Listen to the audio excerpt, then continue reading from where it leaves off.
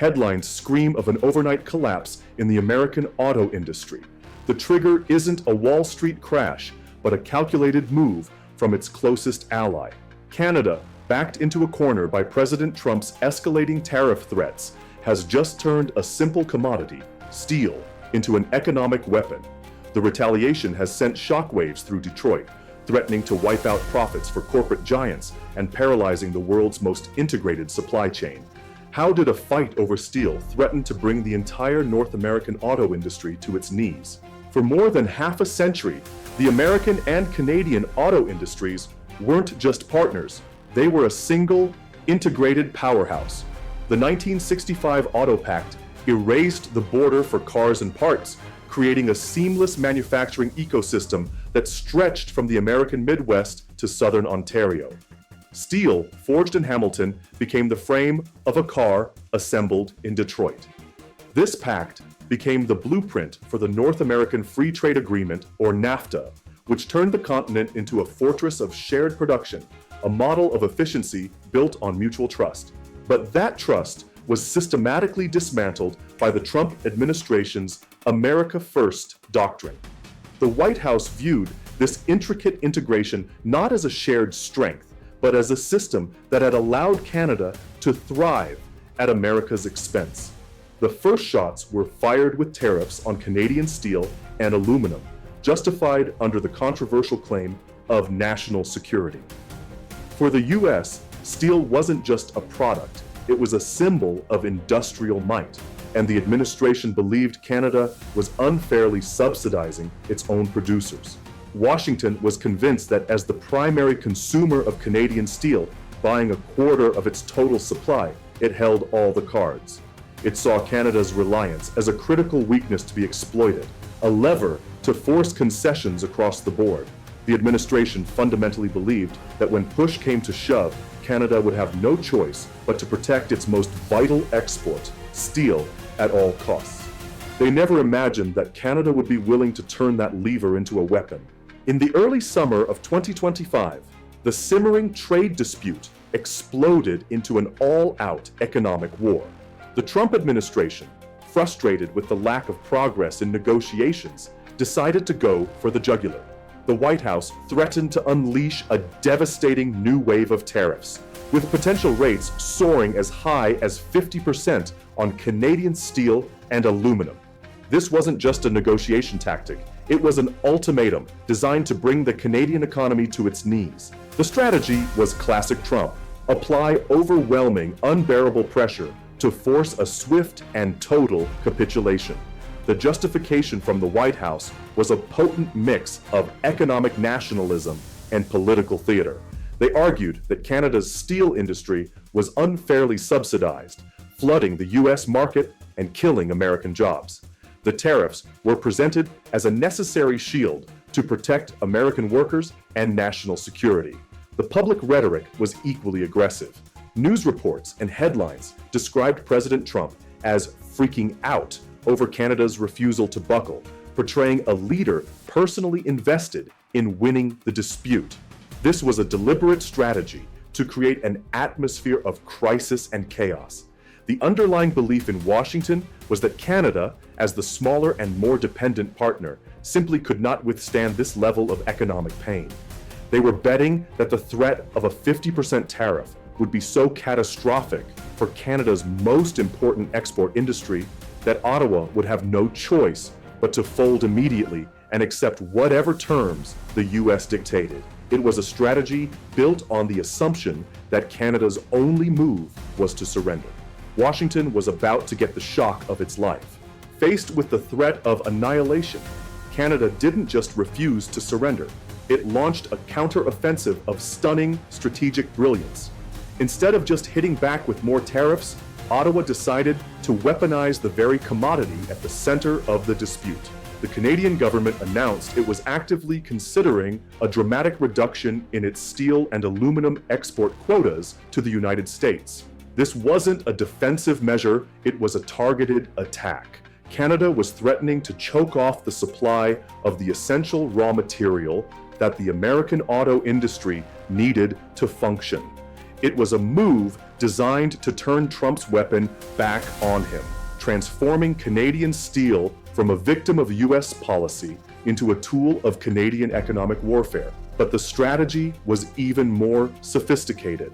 Canada paired this threat with a surgical tariff strike aimed directly at the heart of the American economy. It announced a new 25% retaliatory tariff on finished American automobiles that did not comply with USMCA rules. But in a masterful stroke, it specifically exempted auto parts sourced from Mexico.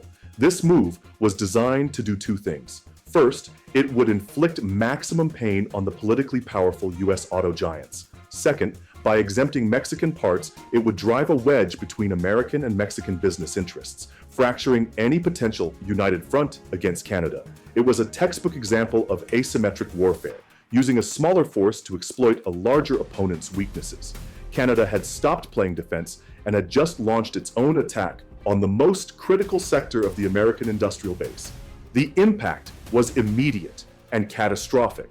The North American auto industry, the world's most complex and integrated supply chain, seized up overnight. The system relies on a seamless, constant flow of parts across the border. A single component might cross between Canada, the US, and Mexico multiple times before it ends up in a finished vehicle. Canada's dual threat, a steel shortage on the front end and tariffs on the back end, created a perfect storm. US automakers were now facing a nightmare scenario. They couldn't get enough of the Canadian steel and aluminum they needed to build their cars, and the cars they did manage to build were now facing a massive new tariff just to get them back into the Canadian market. This created a domino effect of production delays, soaring costs, and supply chain chaos. The just-in-time delivery system that had made the industry so efficient had become its greatest vulnerability. The White House, which had started this fight to protect American industry, now found itself presiding over its sudden and spectacular collapse. Canada's decision to weaponize steel was a bold strategic masterstroke, but it was not without a significant human cost.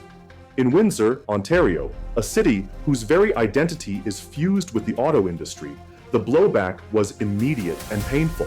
As the integrated supply chain seized up, the shockwaves traveled north, with parts not arriving from the US and finished vehicles unable to be shipped efficiently. Production lines ground to a halt.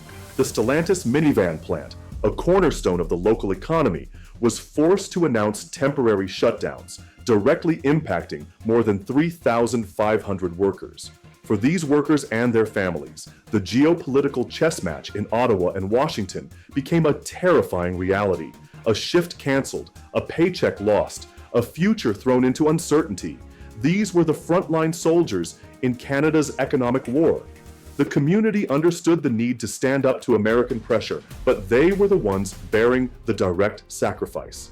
It's a stark reminder that even a successful act of economic defiance comes at a steep price, paid by the very workers and communities the government is trying to protect. Their livelihoods became the necessary collateral damage in a fight for the nation's economic sovereignty. If the impact in Canada was painful, the blowback in the United States was a full-blown corporate catastrophe. The overnight collapse was not hyperbole, it was a financial reality.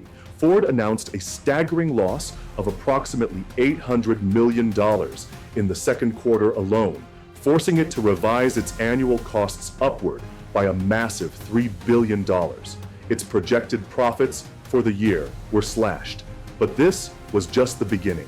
Analysts at Barclays delivered a chilling forecast. The combined effect of the steel shortage and the new tariffs had the potential to completely wipe out the annual profits of Ford, GM, and Stellantis. The Alliance for Automotive Innovation warned that car prices could spike by as much as 25%, a cost that would be passed directly to the American consumer. In a nightmare scenario, they projected that if the supply chain wasn't restored, US auto production could plummet by a third in a single week. The strategy, designed to protect American industry, had instead pushed it to the brink of insolvency.